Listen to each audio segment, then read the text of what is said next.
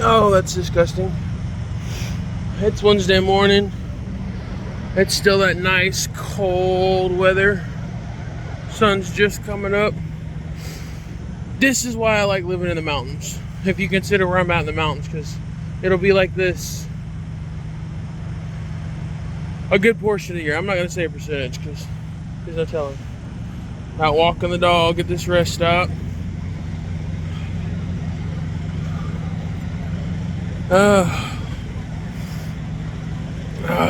Last night, man, I pulled in and I did the typical long day. You want to wind down, you sit there and just scroll and scroll and scroll. And then you realize, hey, you still gotta eat dinner and go to bed. So I did that. And then I watched some YouTube. Funnily enough, or oddly enough, however you want to look at it, Josh was talking about near accidents all day, and I had one yesterday.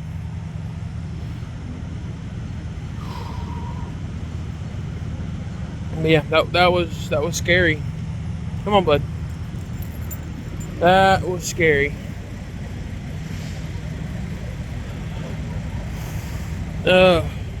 Anybody else ever been in an accident with a semi? Big or small? But yeah, that's my morning sunrise view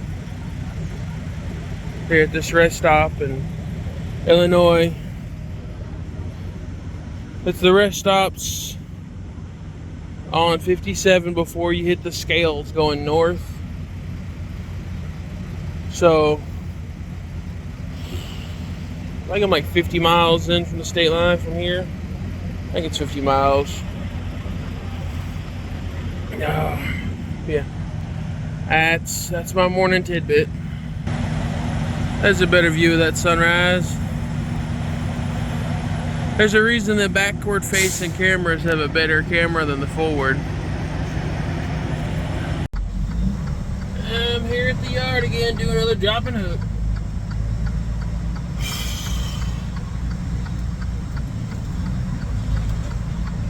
For a short 2.5 hour drive for a drop, it wears the hell out of you.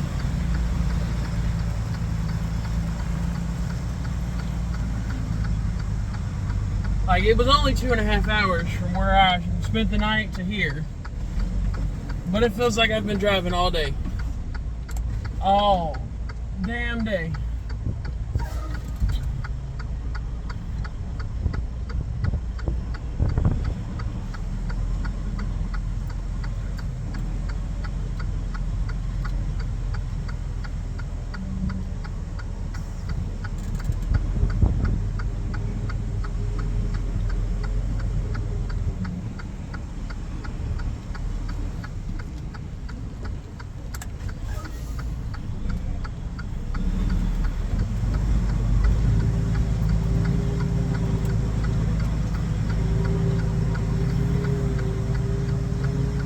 Told me I could drop this just over here. I didn't have to actually put it in a hole, but I'm trying to find my trailer that I'm picking up because I don't want to block it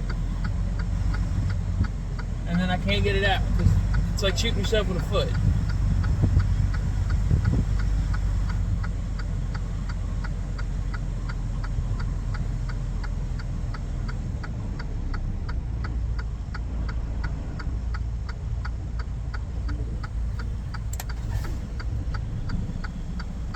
And then, of course, the end of the parking lot goes off into a hill. Alrighty, so that drop and hook was a lot faster than last time because I didn't have to go hunt anything down. And it was all ready. Like a well-oiled machine. Now I've got to drive back north. If my GPS is anything to go by, I've got 7.5 hours to drive in 8. but I have about 9.5 on duty hours to drive that 7.5. So I should be pretty good.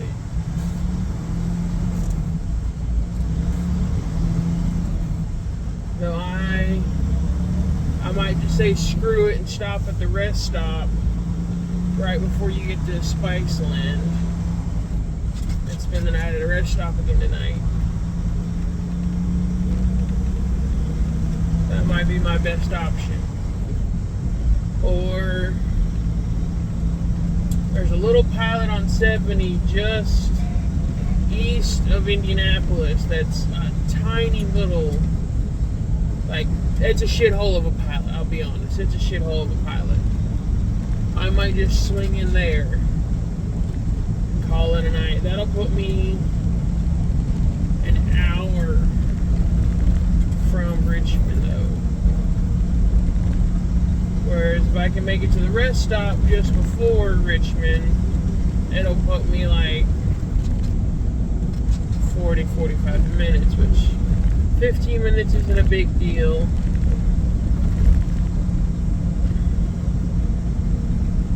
Considering tomorrow's load, my second and last load of the week. So as long as I can get within like 4 hours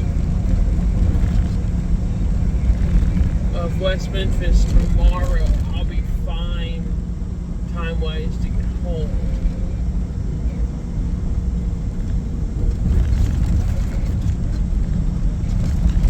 In theory. So this left door's gonna stay shut as much as possible, which in reality the only other place I should be stopping for any length of time will be Effingham to get more fuel. Otherwise there'll be quick 5-minute stops to take a leak and let the munchkin, whatever we're going to call him at this moment, because he gets aggravating about using potty. He's usually the determining factor of how often I stop. Which that's kind of why I bring him on the road. It gives me a reason to get out of the cab and walk around and stretch my legs and get just a little bit of cardio exercise in throughout the day so that I'm not sitting on my ass working my way to a blood clot and a heart attack.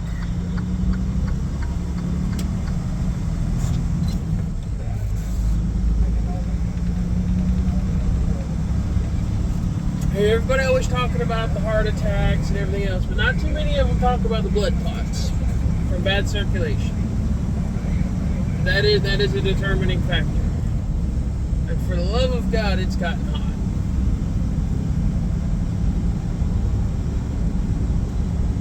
It's 75 degrees down here in Memphis.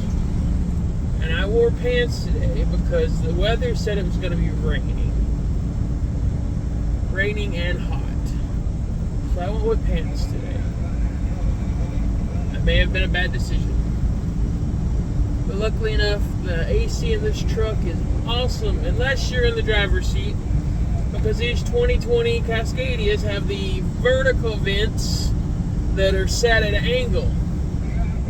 So they only have so much downward angle before you're just closing off the vent altogether. And I don't know about anybody else, but it's usually the groin crotch area that gets the most hot. And then you get swamp crotch going on. Railroad tracks. And it ain't good for nobody.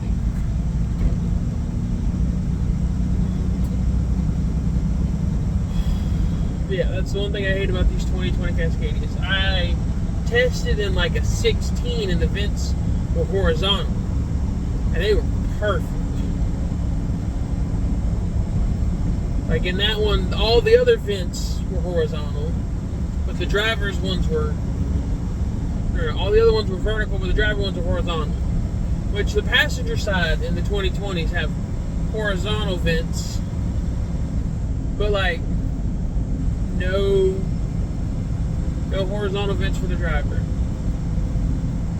So you either got to be sitting on the floor or sitting all the way up if you want any kind of cool air in your mid region. Otherwise, you got cool feet and cool chest and head. Well, that shit's me nitpicking.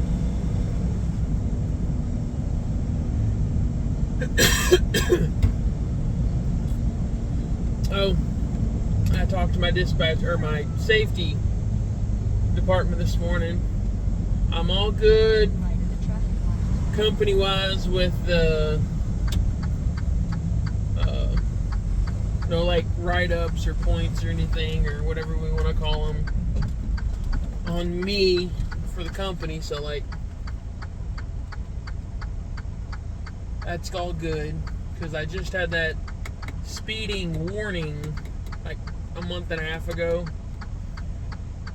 That was considered an incident, and you only get like 2 incidents before you start having to worry about your job. And I was just wondering, hey, does an accident count on me, period, or is it if it's my fault? And it only counts towards me if it was my fault, which it wasn't. So that kind of gives me that burden off my shoulders. So that's all good. Ooh. Well, I am going to cut this off and jump back on the interstate and